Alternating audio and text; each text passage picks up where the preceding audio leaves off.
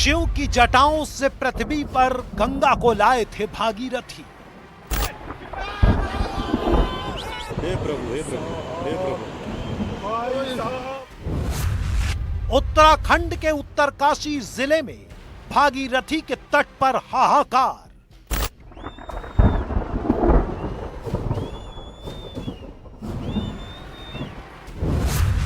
थराली के सिर पर खीर गंगा आफत बनकर टकराई।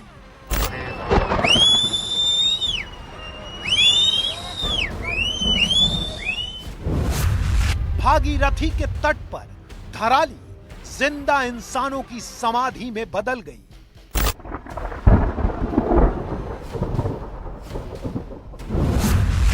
खीर गंगा का विनाश लेकर भागीरथी आगे बढ़ी, हर्षिल में सेना की छावनी से टकराई।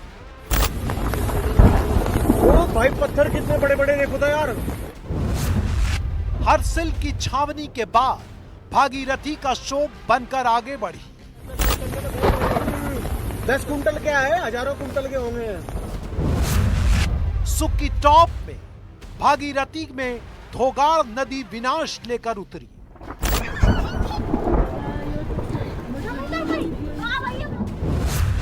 पूरे उत्तराखंड में जगह जगह होने लगा विनाश के अलर्ट का ऐलान।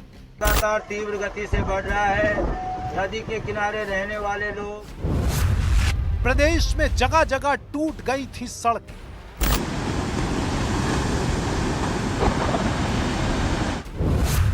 उत्तराखंड के पूरे गढ़वाल में बादलों के आक्रमण से तबाही।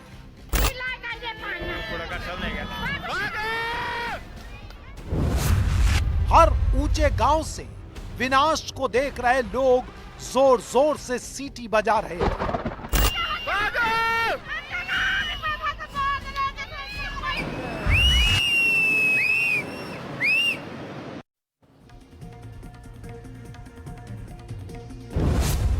भागीरथी के विनाश में याद आई केदारनाथ की त्रासदी।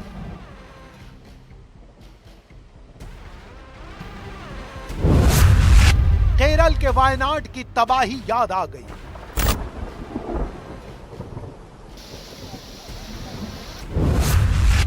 कल रात को थराली में जिंदगी थी और आज रात को भागीरथी का शोक।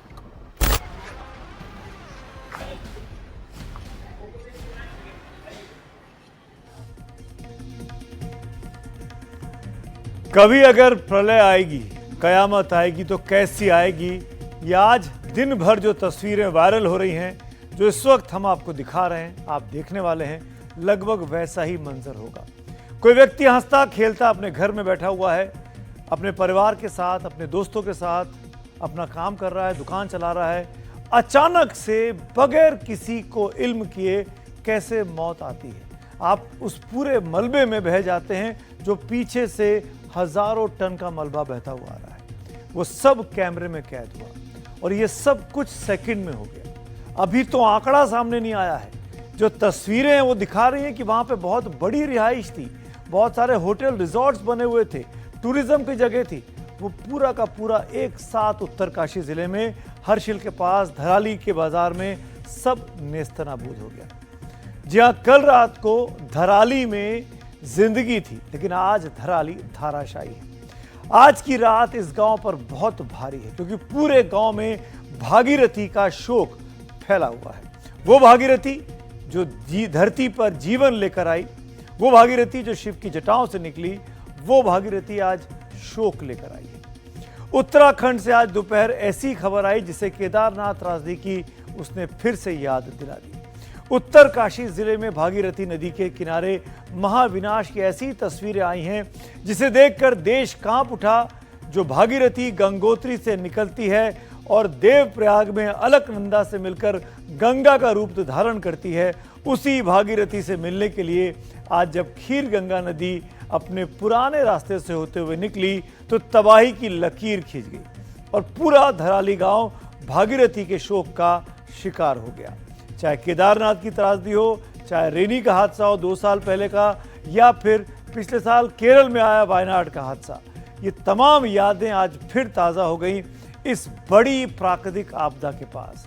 लेकिन क्या कि ये प्राकृतिक आपदा है या ये हमारी यानी इंसान की बनाई हुई आपदा है, जिसको हम धीरे धीरे धीरे करके प्रकृति के साथ छेड़छाड़ कर कर इस हद पर ले आते हैं कि आज अपने आप को बचा भी नहीं पाते।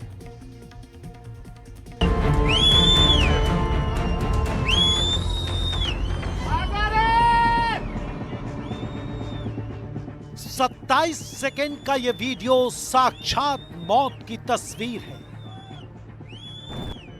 इस वीडियो को देखकर सिहरन होती है। पता चलता है कि मौत दबे पांव कैसे आती है, क्योंकि इस वीडियो में मौत 20 लोगों का पीछा कर रही है।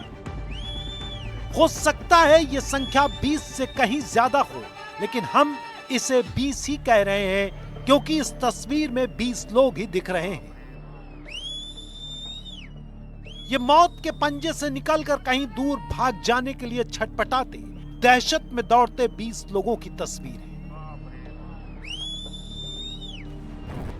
पहाड़ की ढलान से दौड़ती, भारी वेग से पीछा करती मौत ने इन 20 लोगों को सिर्फ 27 सेकंड का मौका दिया।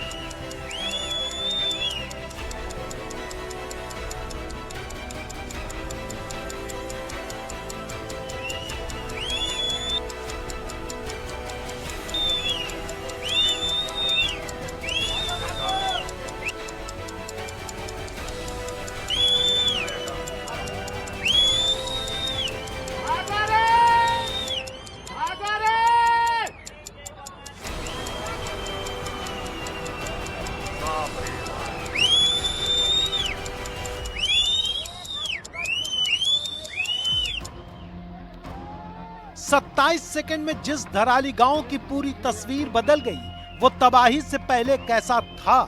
एनडीटीवी के पास धराली गांव की ठीक उसी जगह की तबाही से पहले की तस्वीर भी है। आप अपने स्क्रीन पर बाईं तरफ उसी तस्वीर को देख रहे हैं। ऊपर से जब बरसाती नदी का तेज बहाव आया तो किनारे ऊंचाई पर बनी इमारतें बच गई, लेकिन नीचे की ओर बनी बिल्डिंग्स को बरसाती नदी का गाद अपने साथ बहा कर ले गया।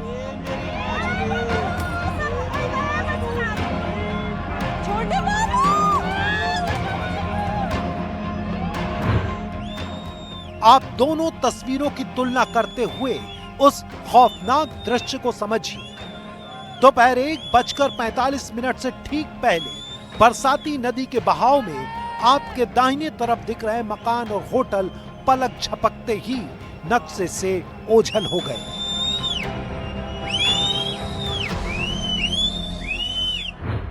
अब आप नई और पुरानी दोनों तस्वीरों की मदद से धराली गांव की पूरी बसावट को समझिए। यह है भागीरथी नदी, जो आगे जाकर गंगा का रूप धारण कर लेगी। इसी भागीरथी नदी के किनारे पूरा धराली गांव बसा हुआ है, और ये ऊपर से आता जो तेज ढलान वाला रास्ता दिख रहा है, ये दरअसल बरसाती नदी खीर गंगा है। यानी खीर गंगा नदी जिस मुहाने पर भागीरथी से मिल रही है, उसी पर बसा हुआ है धराली गांव। ढलान पर सीढ़ीनुमा खेत दिख रहे हैं, जिन पर सेब के बागीचे लगे हुए हैं, और कहीं कहीं बसावट भी दिख रही है। लेकिन असली बसावट तलहटी के उस मुहाने पर थी जहां खीर गंगा नदी भागीरथी से मिलती है, यानी संगम होता है। 5 अगस्त को दोपहर 1:45 पर यही मुहाना प्रलय का शिकार हो गया, जब एक बरसाती नदी का सूखा रास्ता अचानक मौत बनकर जिंदा हो उठा।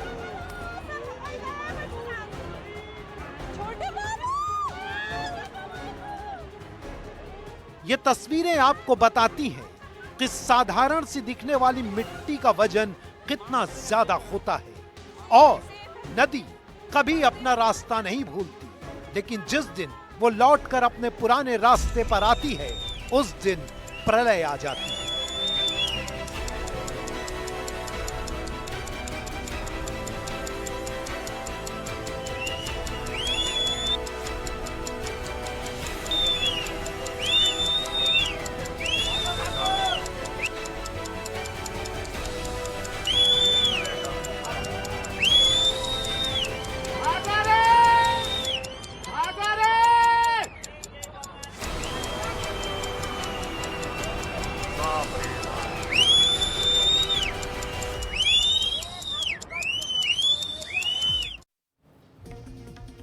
लगभग हर साल भारत के किसी न किसी पहाड़ी इलाके से ये खबर आ रही है कि वहां पर लैंडस्लाइड हो गया, बादल फट गए और उसके बाद विनाश आ गया।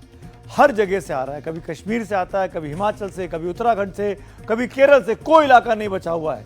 और उसकी बहुत बड़ी वजह है हमारे द्वारा प्रकृति के साथ की गई छेड़छाड़। इस बीच एक बड़ी खबर आ रही है, पहले आपको ब्रेकिंग न्यूज दे देता हूं, उसके बाद खबर को विस्तार से बात करेंगे। उत्तरकाशी में जो आज तबाही मची है, उसको लेकर मुख्यमंत्री उत्तराखंड ने पुष्कर सिंह धामी ने एक बड़ी बैठक की है। जितने हाई लेवल अधिकारी थे सबको बुलाया गया। देहरादून में एक उच्च स्तरीय मीटिंग हुई और कैसे इस आपदा से निपटा जा सकता है, कैसे जल्दी से जल्दी राहत पहुंचाई जा सकती है प्रभावित लोगों तक, उस पर मंथन किया गया। तस्वीरें उसी वक्त की हैं और इस मीटिंग से एक इंपॉर्टेंट चीज़ निकलकर जो सामने आई वो ये कि इतने बड़े हादसे में अभी तक की जो जानकारी है उसमें कुछ लोग बचा भी लिए गए हैं। 70-80 लोगों को बचाए जाने की खबर भी सामने आ रही है, लेकिन बहुत से लोग अभी भी फंसे हुए हो सकते हैं, मलबे में दबे हुए हो सकते हैं। उनको निकालने का प्रयास एनडीआरएफ की टीम, एसडीआरएफ की टीम और उत्तराखंड की पुलिस और तमाम बचाव की जो एजेंसियां हैं वो इस काम में लगी हुई हैं।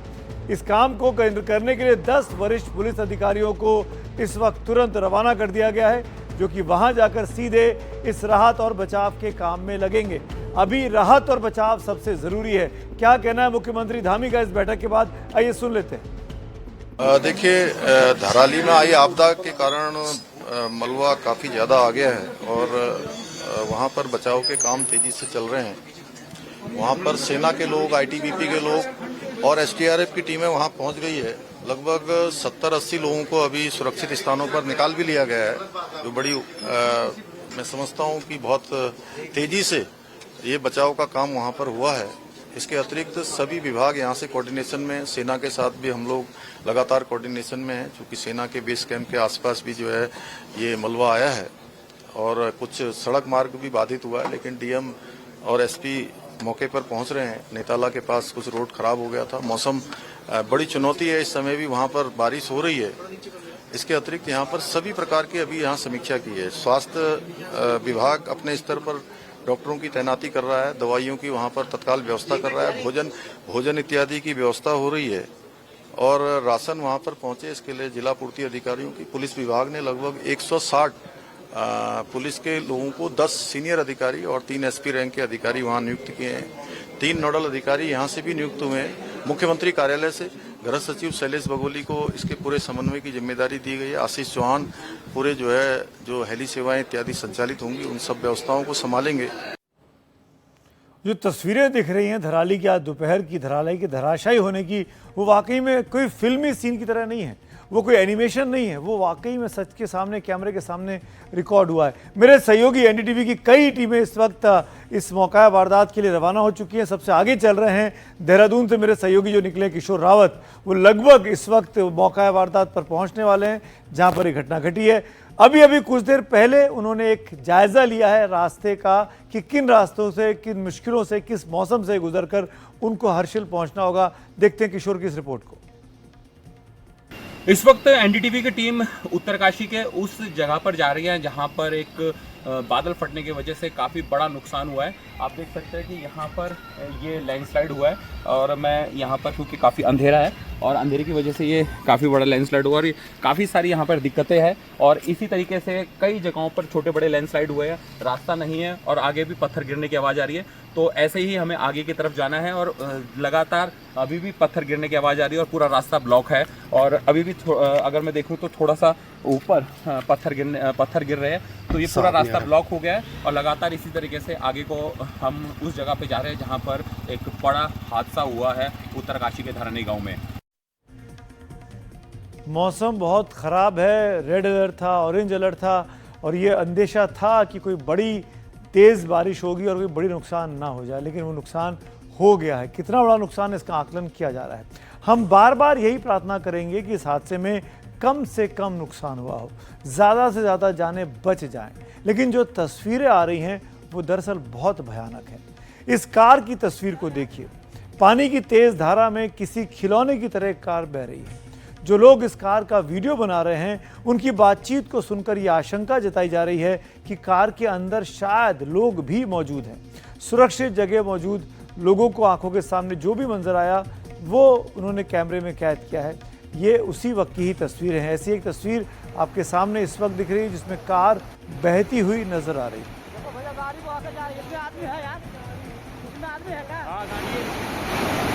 भैया गाड़ी वो आकर जा रही है, इसमें आदमी है यार, उसमें आदमी है क्या? हाँ गाड़ी है, गाड़ी है, देखो वो देखो गाड़ी, आदमी पूरा भरा हुआ है, आदमी है इसमें, आदमी है उसमें। हाँ आदमी है आदमी पूरा देखो, आदमी है यार उसमें, आदमी है उसमें।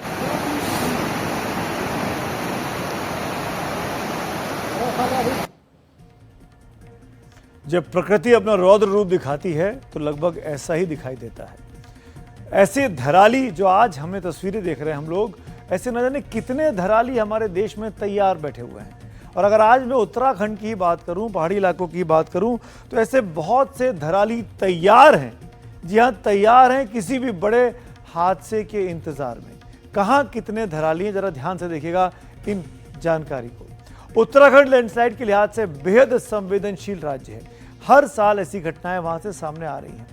धराली जैसी घटना को देखते हुए जानना जरूरी है कि राज्य में और कौन कौन से ऐसे क्षेत्र हैं जहां ऐसी आपदा आने की आशंका जताई जाती है, क्योंकि ये इको सेंसिटिव जोन है, ज्यादातर इलाका उत्तराखंड का। इसरो द्वारा जारी लैंडस्लाइड एटलस ऑफ इंडिया और दूसरे कुछ स्टडी के मुताबिक राज्य के कई दूसरे जिलों में भी यह खतरा बना हुआ है। हम आपको उत्तरकाशी के अलावा 9 जिलों की जानकारी और दे देते हैं। ये सभी 9 जिले उत्तराखंड के हैं। रुद्रप्रयाग, केदारनाथ, तुंगनाथ और मध्य माहेश्वर जैसे धार्मिक स्थलों के रास्ते पर कई भूस्खलन क्षेत्र मौजूद हैं जो भारी बारिश के मौसम में अक्सर बंद हो जाते हैं। दूसरा है टिहरी गढ़वाल का इलाका। टिहरी बांध और आसपास के क्षेत्र में भूस्खलन का खतरा अधिक है।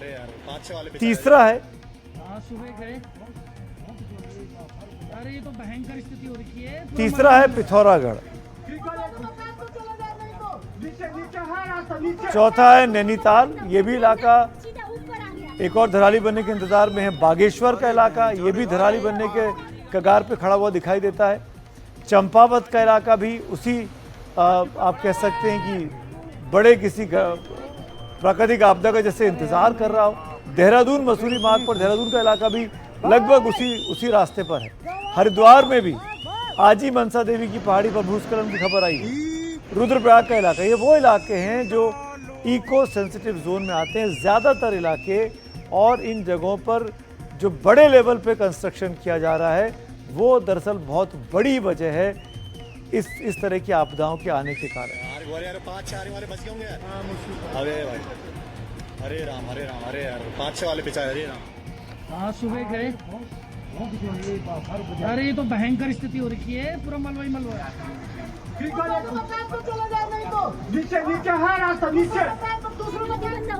इन तस्वीरों के पीछे जो आवाज आ रही है उसको ध्यान से सुनते रहिए।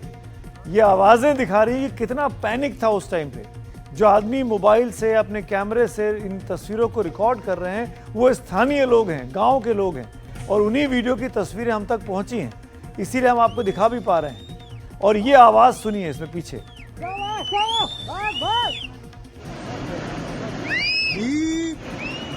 और ये देखिए एक व्यक्ति कैसे इस मलबे से बचा है और बच के अपनी जान बचाने की कोशिश कर रहा है। जैसे आपको याद होगा, अभी जब अहमदाबाद वाला प्लेन क्रैश हुआ था, एक व्यक्ति उसमें जिंदा बचा था, विश्वास कुमार नाम का, इतने बड़े हादसे के बावजूद भी। और ये भी एक ऐसी ही मिसाल, एक ऐसी तस्वीर आज हमको उत्तरकाशी से मिली है।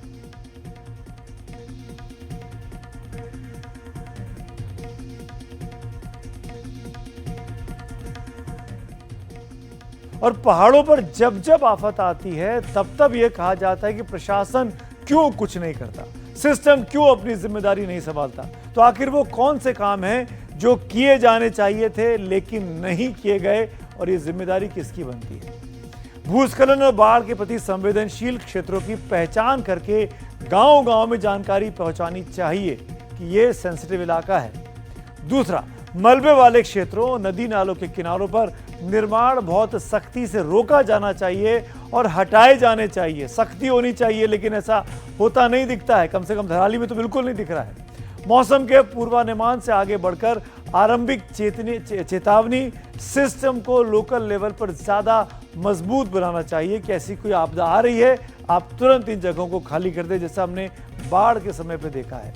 बाढ़, बारिश, भूकंप झेलने वाले निर्माण तकनीक को बढ़ावा और इसके लिए प्रशिक्षण देने की भी आवश्यकता है, जो शायद हम लोग इतना सेंसिटिव होने के बावजूद भी, इतने हादसों को झेलने के बावजूद भी, इतनी आपदाएं देखने के बावजूद भी बिल्कुल भी संवेदनशील नहीं हो पाए हैं। और ये वाकई में चिंता का विषय है।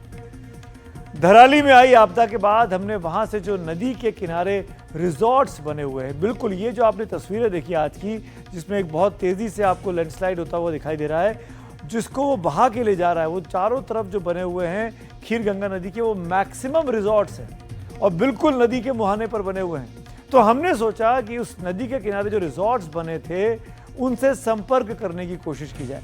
हमारी टीम में हमारे एक सहयोगी हैं जो उसी इलाके से रहते हैं, उन्होंने एक कोशिश की, लेकिन ज़्यादातर लोगों का फ़ोन नहीं मिल पाए क्योंकि कम्युनिकेशन सिस्टम शायद ठप हो गया था। उत्तराखंड के उत्तरकाशी जिले के धराली गांव में आज एक बेहद खतरनाक हादसा हुआ है। यहाँ पर बादल फटा, बादल फटने की वजह से जो गंगा नदी की एक सहायक नदी है खीर गंगा, उसके ऊपर बादल फटा और खीर गंगा ने उफान पकड़ते हुए धराली गांव में तबाही मचा दी। तबाही की तस्वीरें आपने देखी होंगी। तबाही की तस्वीरें जब हमारे सामने आई तो सबसे पहला सवाल ये आया कि वो जो खीर गंगा नदी है उसके किनारे काफी सारे होटल्स और रिजॉर्ट्स हैं। यहाँ पर ये दिखाया गया है, काफी सारे रिजॉर्ट्स वहां पर हैं, Shrikant home stay, Lakshmi Narayan home stay, Kashi home stay, Himgiri hotels, village by home stay, इस तरीके के जो होम स्टेज वहां पर हैं। हमने कोशिश करी कि इन होम स्टेज से हम संपर्क साध सकें, हमने इनका नंबर निकाला, लेकिन हमने जब इनका नंबर निकाला और जब भी हमने किसी होम स्टे में फोन करने की कोशिश की तो उसका नंबर हमें स्विच ऑफ बताया गया। देखिए, ये नंबर से आप संपर्क कर पाते हैं वह अभी स्विच ऑफ है। अगला नंबर हमने डायल किया जो कि एक दूसरे होम स्टे का था। जिस नंबर से आप संपर्क करना चाहते हैं वह अभी स्विच ऑफ। और इसके अलावा जो तीसरा होम स्टे हमने ढूंढा, हमने उसके बारे में जानकारी जुटाने की कोशिश करी, करना चाहते हैं वह अभी स्विच ऑफ है, तो वो नंबर भी हमें स्विच ऑफ बताया। इससे इस बात का ये अंदाजा लगाया जा सकता है कि तबाही कितनी ज्यादा खतरनाक थी।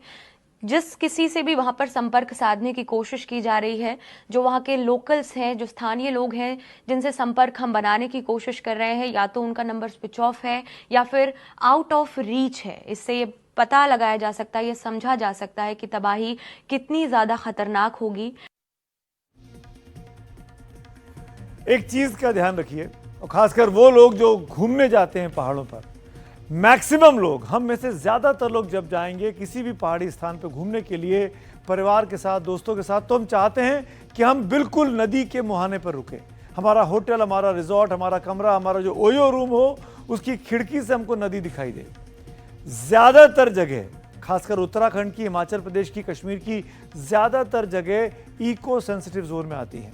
ये जो धराली का इलाका है ये तो भागीरथी के इको सेंसिटिव जोन में है, और यहाँ पर तो सुप्रीम कोर्ट की गाइडलाइंस लागू होती हैं, एनजीटी की, और जो गाइडलाइंस इतनी सख्त हैं कि अगर इसको ईमानदारी से लागू किया जाए तो कोई भी रिजॉर्ट, कोई भी वहाँ पे निर्माण हो ही नहीं सकता, क्योंकि नियम ये कहता है कि 100 मीटर तक नदी के दोनों किनारों के 100 मीटर तक कोई कंस्ट्रक्शन नहीं होना चाहिए, क्योंकि ये इको सेंसिटिव जोन है।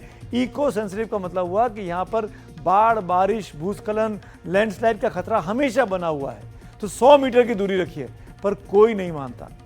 बड़े बड़े होटल, बड़े बड़े रिजॉर्ट इन्हीं किनारों पर बनते हैं, और फिर जब आपदा आती है, जब बारिश होती है, जब प्रकृति अपना रौद्र रूप दिखाती है, तो ऐसे हादसे हमको झेलने पड़ते हैं, क्योंकि हम नियमों को नहीं मानते हैं। ना हम मानते हैं, ना प्रशासन हमसे मनवाता है। ऐसा लगता है कि सब की मिली भगत है और जो हो रहा है वो भगवान भरोसे चल रहा है।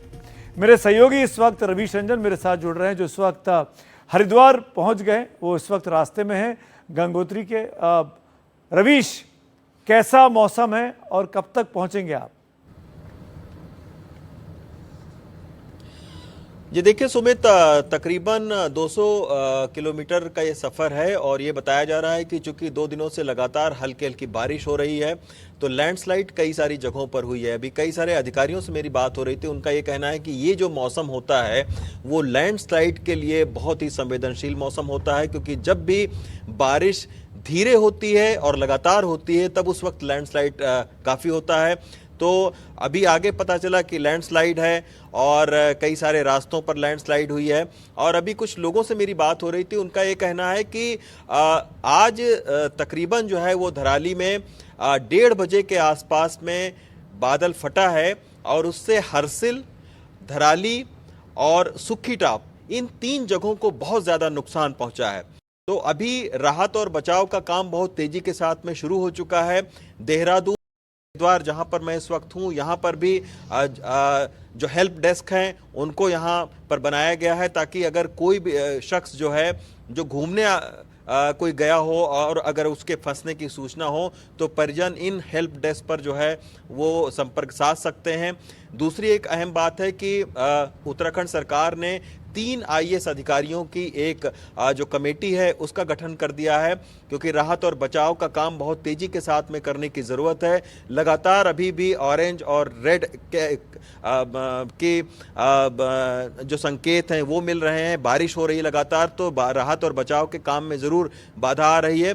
लेकिन अगर मैं आपको दिखाऊं तो अभी हल्की हल्की बारिश हो रही है। अभी फ़िलहाल रास्ता ठीक है, अब देखना होगा कि आगे ये ठीक रहता है, कहीं कोई लैंडस्लाइड तो नहीं है, क्योंकि कई सारी जगहों पर इस तरीके की छोटी बड़ी लैंडस्लाइड की खबरें आ रही हैं। किशोर अभी वो भी हमारे सहयोगी जो हैं वो भी रास्ते में हैं, उनका भी अभी हमने वीडियो देखा कि उन्होंने भी ये बताया कि कई सारे लैंडस्लाइड जो है वो हुए हैं, क्योंकि लगातार 2-3 दिन से बारिश चल रही है। रवीश, ध्यान रखिए अपना, संभाल के जाइएगा, पहुंचिएगा, और आपकी रिपोर्ट से हमको इंतजार रहेगा। शुक्रिया।